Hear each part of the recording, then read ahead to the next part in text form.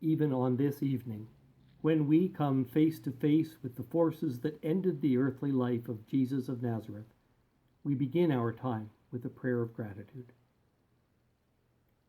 Holy One, we are grateful for the opportunity to be safe and to gather even while remaining apart, for the places we are at this moment and the indigenous people who first called this place home, for the gift of reconciliation, fully embodied in the life, death, and resurrection of Christ.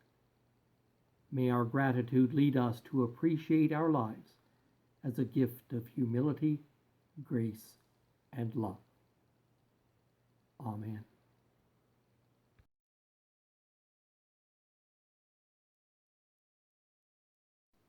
As Christians, each time we gather, we do so in the resurrection hope of Jesus Christ. Tonight, however, we revisit the day when hope would have been impossible to see, the day of crucifixion. Tonight you will hear 4 dramatic monologues, the first 3 written by members of our congregation, and will experience the extinguishing of candles that have been lit one by one throughout the season of Lent. At the end of the service, you are asked to hold silence for a few moments, to let the sanctity of this time find a place in you. Friends, let us pray.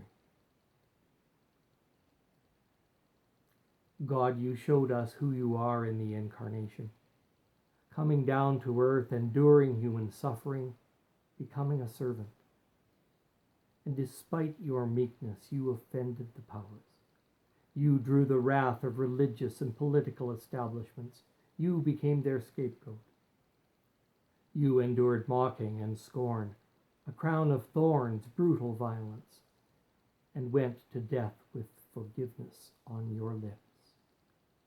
You, great heart, have shamed the powers that killed you, exposed violence, abstained from vengeance, and by acceptance defeated death.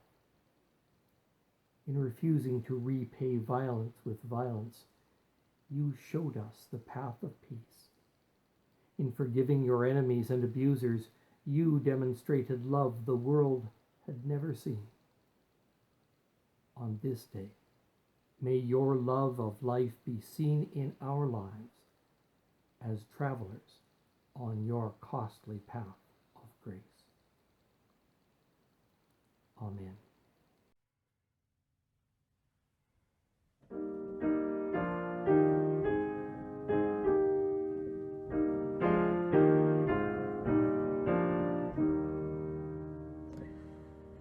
Go to dark Gethsemane, you that feel the tempter's power.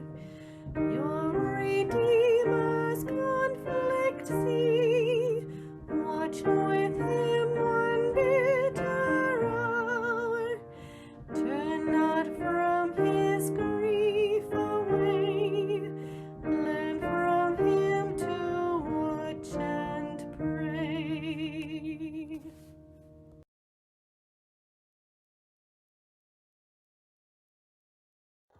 Early the next morning, the chief priests, the nation's leaders, and the teachers of the law of Moses met together with the whole Jewish council. They tied up Jesus and led him off to Pilate.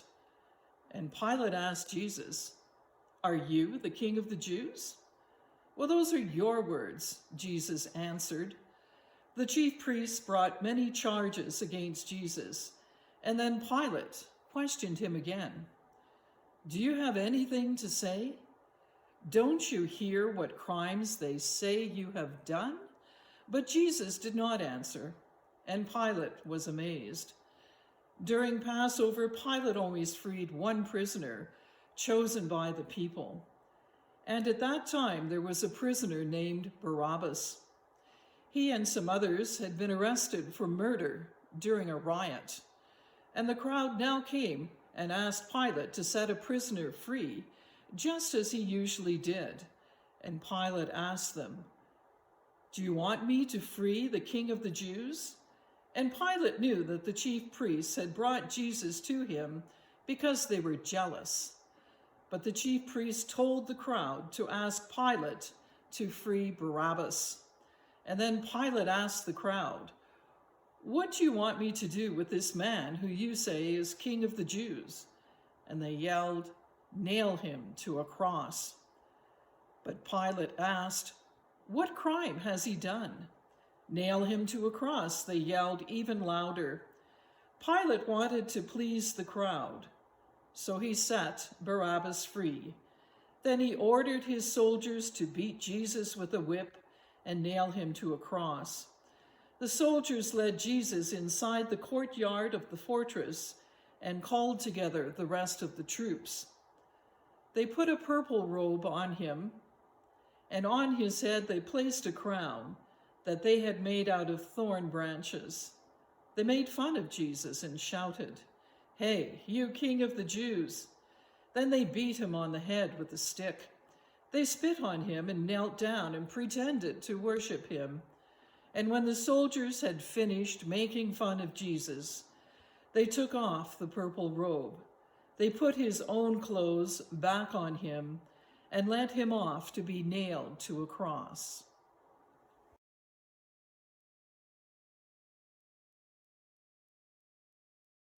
I'm sure I'm the last person you want to hear from today.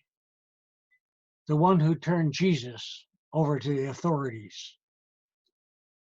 But I never imagined this would happen. 3 crucifixions today, including the one they mockingly call King Jesus. I love Jesus. You need to know that. And I want you to see what I saw happening and how scared I was that everything important to Jesus was on the verge of tumbling to the ground. As you know, I was one of the 12 who traveled with Jesus, the founders of the mission of the New Realm. All 12 of us, me every bit as much as the others, went from town to town, turning people back to God, healing broken hearts and broken bodies, giving people new personal, practical, and spiritual hope for the future. Just like the others, I left my home and family behind to be with Jesus. But not for this. I was a good and faithful disciple. I loved traveling from small town to small town, doing remarkable things in a quiet, local, and even subversive way. Until recently, we didn't attract much attention from the powers that be. For over 2 years, things were amazing. My hope grew that beginning with these simple lakeside villages, there was going to be a whole new and more faithful social order. And we, led by Jesus, were starting it. Some people accepted what we were saying, some were angered. But even when there was a crisis, Jesus handled it all so smoothly. I watched him still every storm that came our way. I thought there was no situation he could not and would not redeem. Maybe I was wrong. In those early days of our movement, we were just little, but we stayed so true to his message. And Jesus, our heart and soul, embodied everything we were working for, preaching and healing with such power and humility.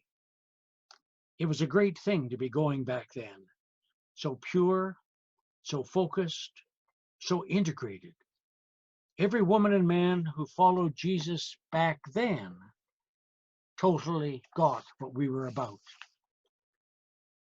But then something changed. When Jesus became more popular, we started having more hangers-on, more hero worshippers, more people who seemed to be just along for the ride. These newcomers were focused on Jesus as their hero, as miracle worker, Jesus as the talk of the town. They understood nothing of the hard work required in living his simple message of Yahweh's steadfast, forgiving love. These new people, these groupies, did not get Jesus. They were dazzled by his power, but blind to the fullness of his words and the demands of his new way. They didn't see that the claim of the Holy One on us was a claim on the whole of our lives.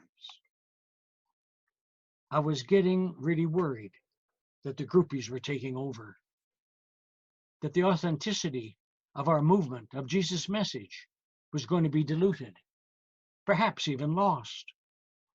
I wanted to recapture the integrity of the early times of Jesus. I still don't understand why Jesus said nothing to challenge his growing notoriety. That parade into Jerusalem, masses of people cheering, waving palm branches, shouting Hosanna. They didn't get it that Jesus was riding on a donkey, not a war horse. And Jesus seemed to be oblivious to how much this garish public display could harm our mission. It meant no more traveling below the radar. From then on, we'd be in full view of those who ruled us, the Romans and the chief priests. Maybe I panicked, but I knew that something needed to be done before all was lost. I knew I couldn't change all those new people, so I focused instead on Jesus. I thought that if I put him and all of us in a tight situation, that it would thin out the crowd of hangers-on. The clueless newcomers would run. Only the truly faithful would remain. I knew that up to now, Jesus had always mastered every difficult situation. I was confident he would do it one more time. I had no idea how he would wiggle out of it, but I had utter confidence that he would. It simply did not occur to me that Jesus would accept the situation and allow himself to be crucified. Not for a moment did I imagine this. But they've bloodied him, put a thorny crown on him, and even now are leading him to die. I thought my plan would make things better. All I wanted was for us to go back to the purity of the vision, to get rid of the groupies, to focus once again on his message and path. I loved him. I gave up the life I knew to live with him for 3 years. You have to believe I did not want this. But the one who filled me with hope is now going to die a gruesome death. Part of me still cannot believe it. It's just also wrong. Maybe I did not know him well enough. I don't know if I can live with it.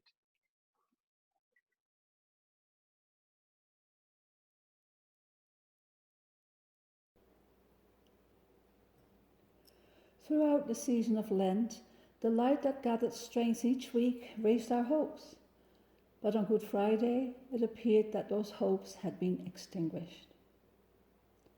We signify this in worship by gradually extinguishing these candles, beginning with the candles of liberation and humility.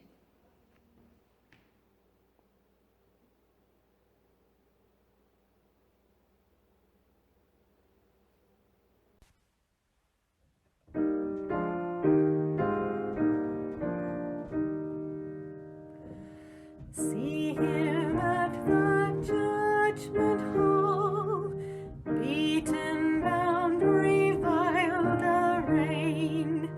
See him meekly bearing all, love to all his soul sustained.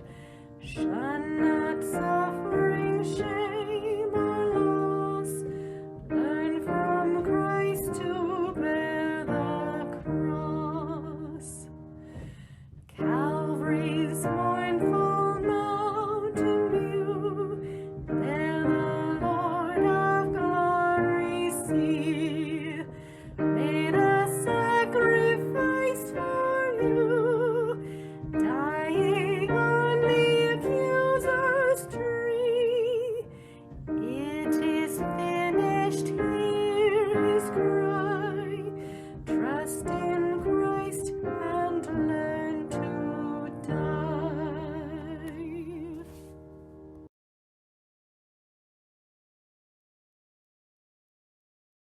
Simon from Cyrene happened to be coming in from a farm, and they forced him to carry Jesus' cross.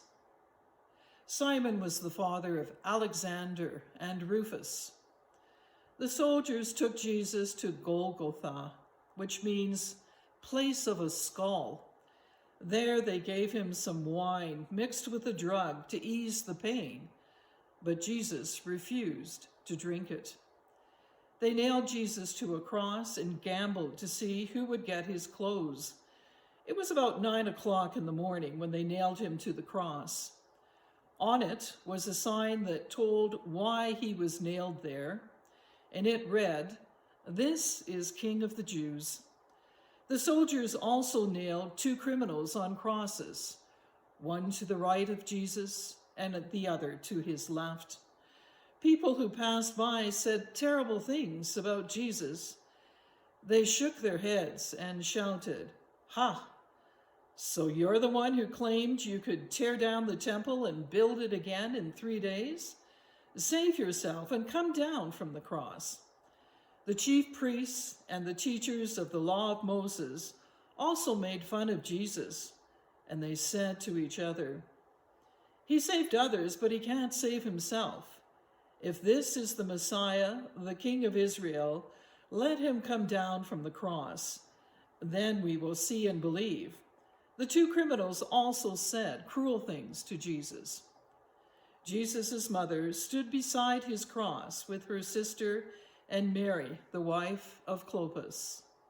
Mary Magdalene was standing there too. When Jesus saw his mother and his favorite disciple with her, he said to his mother, "This man is now your son." And then he said to the disciple, "She is now your mother." And from then on, that disciple took her into his home.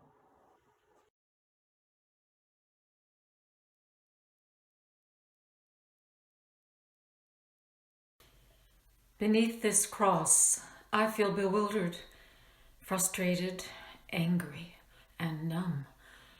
Numb inside and out. It is an extraordinary time and a nightmarish time.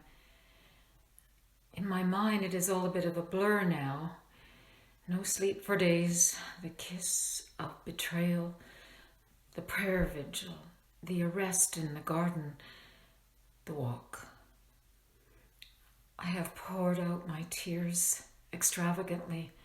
It feels like there's nothing left. I'm dry down the length of my bones, my heart aching in my chest, my hair damp and crusty with salty tears. Oh God, you have kept count of my tears. Put them in your bottle. Are they not in your record? In the streets, the people jeered at him, winced at his pain as if it was their own, felt the savage blows, but then they turn away to keep their own fear and guilt at bay. Stumbling beneath a great weight, his cries pierce my heart. And yet, in the midst of this suffering, his heart holds the road, and he looks over the crowd with love. I feel like screaming, my God, where are you? Where are you? If I was a God of mercy, I would have released him as he released me. I would carry his cross. I remember the first time I met him, his gaze kind and calm, his touch gentle, and the light in his eyes. I could sense that he saw me with different eyes, a spark of recognition.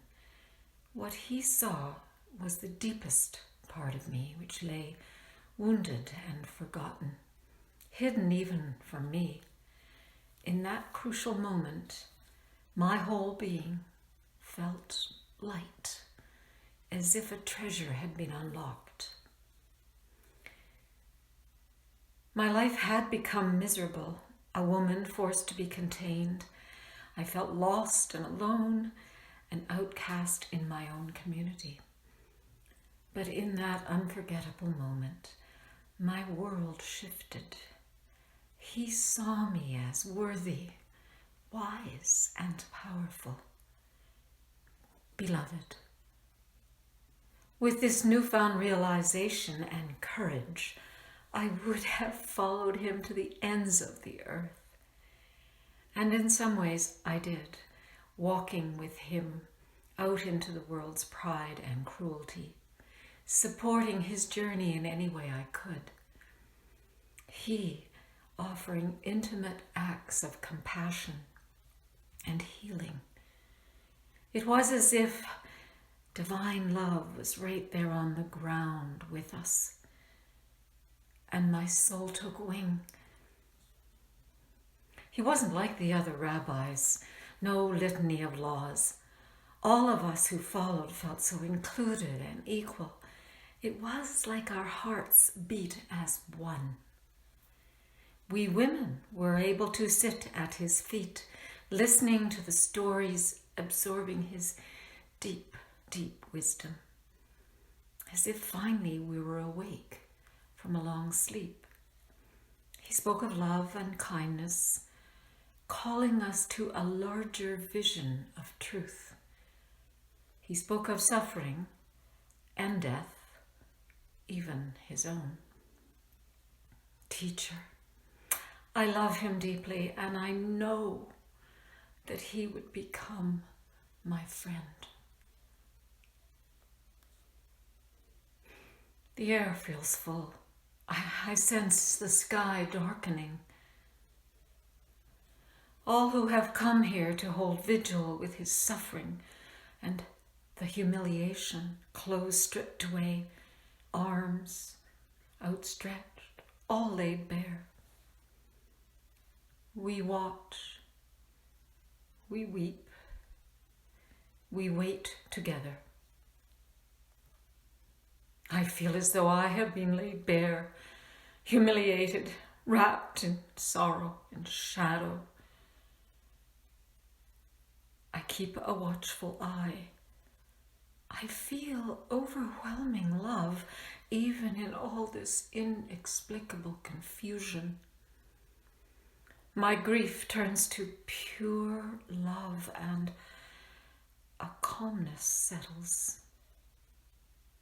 His arms outstretched, his hands that only ever offered healing, wounded now, blood falling into the rocky, cracked earth. He speaks. He speaks. I can barely hear his last words. And then comes the last breath. One by one, the crowd slips away. The women stay, and a few men. In the ways of our people, we will tend to his body and bless him. I can hardly bring myself to rise up and walk over to him and touch him. I can only be still. Let all stand still in silence and sorrow this day. Sun and moon, be still. Earth, be still. Heartbreak and grief, you will not pull me into a dark place forever. Peace I leave with you. Do not let your hearts be troubled. What I know is this path I have followed is not dead, not finished, not the final word. I will walk out again. My heart knows the way, but not now. I wait. Still, I wait. I am here.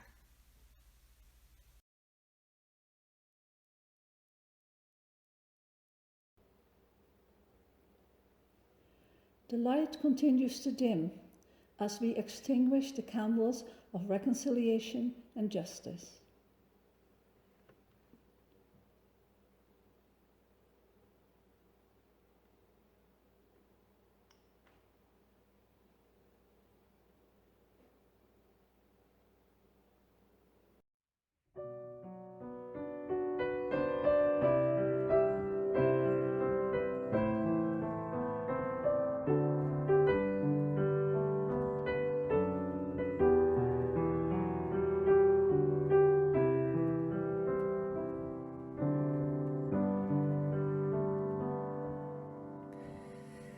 Long before the night was born from darkness, long before the dawn rode unsteady from fire, long before she wrapped her scarlet arms around the hills, there was a love, this ancient love,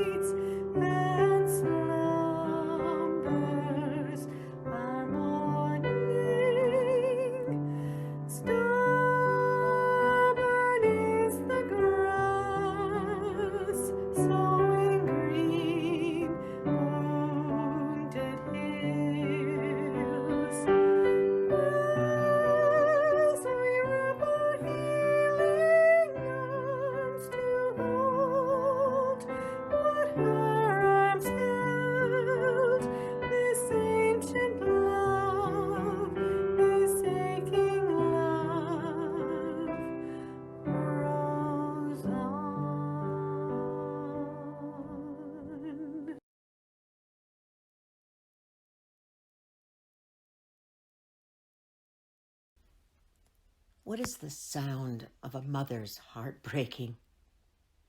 I am numb. I am so drained. None of this makes any sense. My words are jumbled as they try to scramble over my deep sadness. One thing I know, life will never be the same. How can this be? How can he be dead? My son, my firstborn, my special child sent from God. Can this really be happening? Why didn't Jesus listen to me? I know most of what I said went in one ear and out the other, but it sure seems like I was right about this dangerous path he was on. He was courting trouble with the scribes and Pharisees, challenging them like he did. Didn't he see that this was not the way to liberate us? What was he thinking? He never was one to listen, ever since he was a little boy. Jesus had a mind of his own, that's for sure. How many times did I have to search for him? How many times did I have to clue him into what people expected of him? How many times did I try to protect him from himself? It's like he just didn't get it. Oh, he was such a delightful boy. How I treasure those moments of Jesus as a toddler and a little boy. He paddled around behind me as I tended to the house and to the other children. Oh, I love how he investigated things. He'd crouch down on his little legs like kids do. He was always carrying the animals around, looking after them, especially those who were sick or hurt. The times cradling him under the warm blankets were the ones I loved best. The other children were often still sleeping, and we would just wrap our arms around each other and talk about things. Like how fruit grew on trees. Why the moon hung in the morning sky. Why certain chickens got pecked by others. Why people died. Oh, how I wish I could have those days back. But instead, here I am at the foot of his cross, having watched in agony of his last breath. What is a mother to do with that? I thought Jesus was going to be someone special. I mean, he was to me and to his family. But I thought for our people. I thought Jesus was on a special mission to deliver us. I was wrong about that. What a cruel joke. Oh, God, I am so angry with you. How could you do this? How could you let it happen? How could you betray me? And how could you betray Jesus? All those years ago when the angel visited me, when I was told that I would give birth to Jesus and that he would be great and he would be the Son of the Most High and he would reign over the house of Jacob forever. I believed it. And everything that came to pass, as the angel said, until now.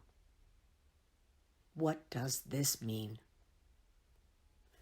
We as a people have been yearning for deliverance forever, it seems.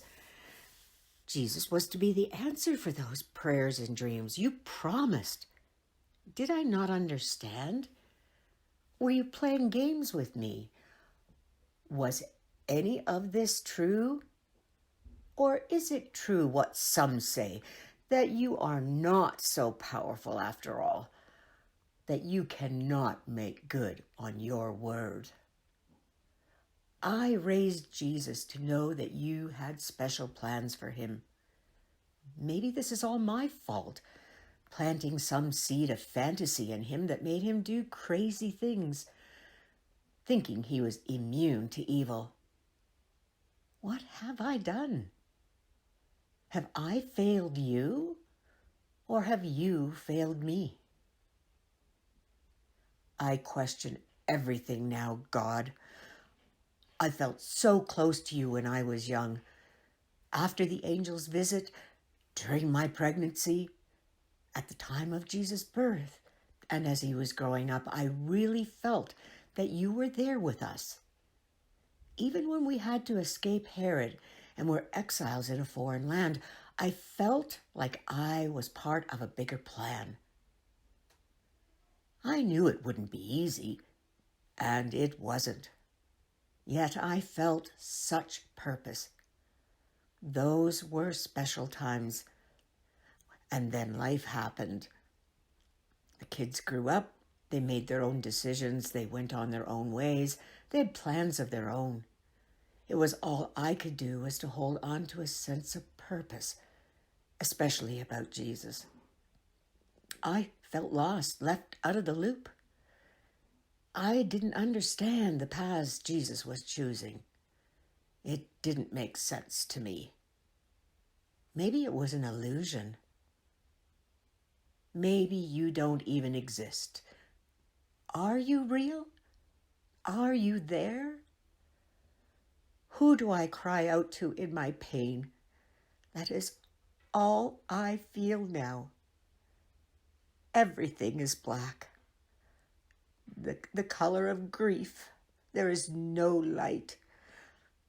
There will never be light again. They may as well bury me with Jesus. My dreams die with him. I am so confused, so alone, and so tired.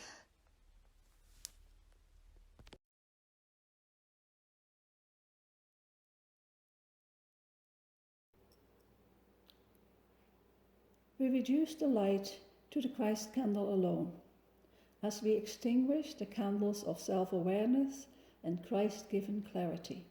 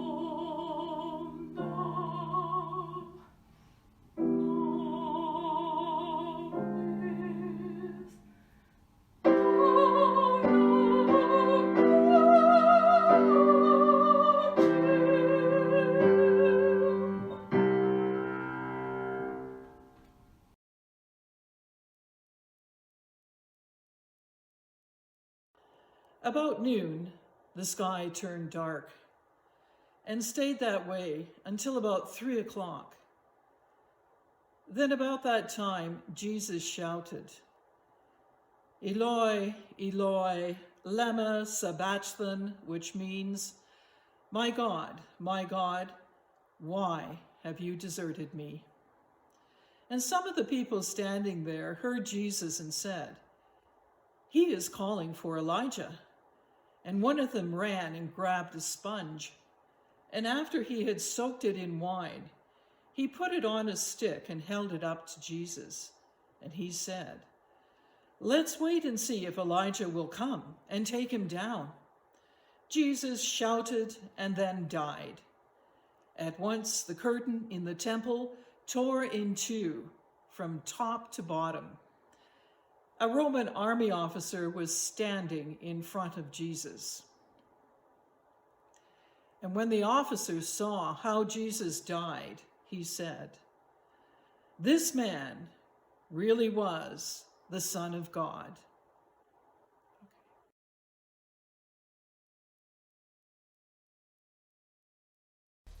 Move along, move along. It is finished. That's what he said. Fool, thou weeping Jew. What kind of man is that, shaking from head to foot, wailing like all those fool women over there? Well, women weep, but men... You saw what just happened here. I had to crucify many men in my service to Caesar before, but something is wrong here. Something is different. I admit, I've never felt like this before, shaking from head to foot, like that other man, as though it were I who committed the crime, and not this one I had nailed to this cross. What kind of man is this, that when he dies, the very earth would quake, as though heaving in mourning and grief, that the sun itself would turn away its light, that a man such as I, a centurion of the mighty Roman legions, commander of over 100 men, a man of not small significance in Roman ranks, but educated in ways of strategy and decorum, whose very presence commands the respect of the common man, who has shamelessly and without regret crucified hundreds of men, that such as I should feel guilt, that such as I be overcome with fear? My heart is beating faster now than I've ever known in battle. My brow sweats. I panic. What kind of man is this whom I've killed? A criminal? A rebel? Yes, I was there. I saw the Jews led by those pompous, pious, self-righteous priests of theirs. I heard their accusations. Crucify him. Crucify him, they shouted, demanding the blood of this one called Jesus. I stood by and listened while Pilate questioned him. He didn't speak. He didn't defend himself at all. There seemed no crime in him worthy of death, and to be sure, I don't know what I saw any great criminal either. So what if he claimed to be a king? So what if he broke some obscure Jewish religious law? At worst, he was an ignorant madman. At best, he was... What kind of man was this, that these very people who moments ago laughed at him, mocked him, as he hung breathing his last, now cower in fear?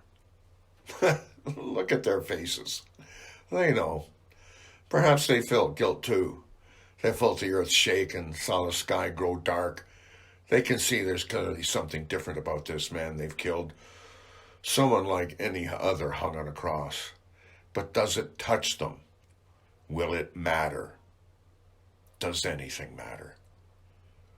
They will more than likely return to their cozy existence. The merchants will resume their buying and selling, the women to their weaving and milling, grape treading. Tomorrow all will be merry again. All will be as it was, except that tomorrow, this man Jesus, as they demanded, will be dead. And where are those men of faith who were his followers, his disciples? Have all his friends forsaken him and left?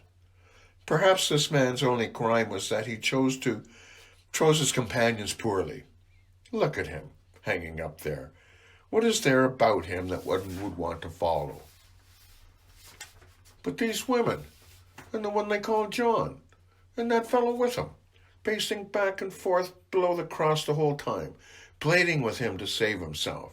What a spectacle that one fellow made, babbling on about faith, his body, blood, something about new life.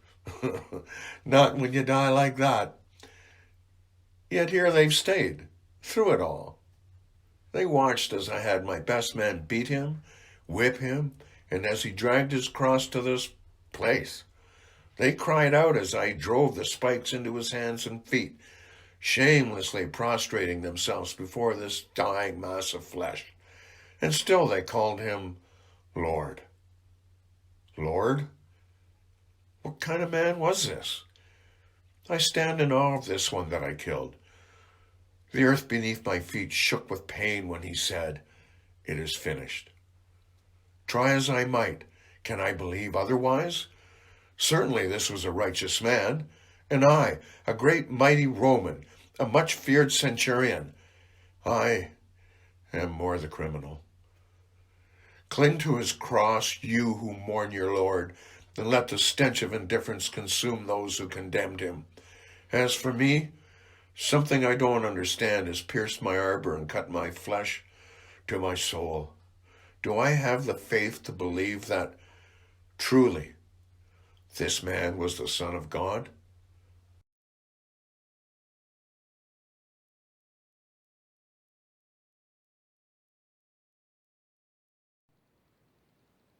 Once more, let us pray. In all times and all places, O God, we need to know your loving presence.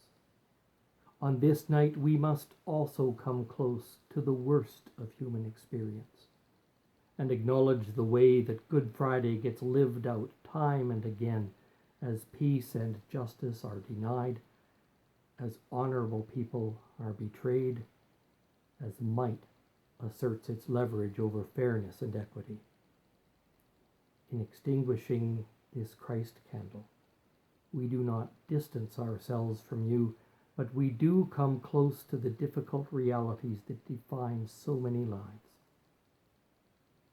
Even in these days of social distancing, do not let us get distant from the power of your love, your grace, your hope, O God.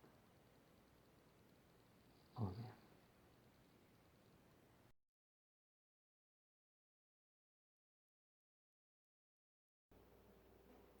The hardest words of Good Friday: it is finished.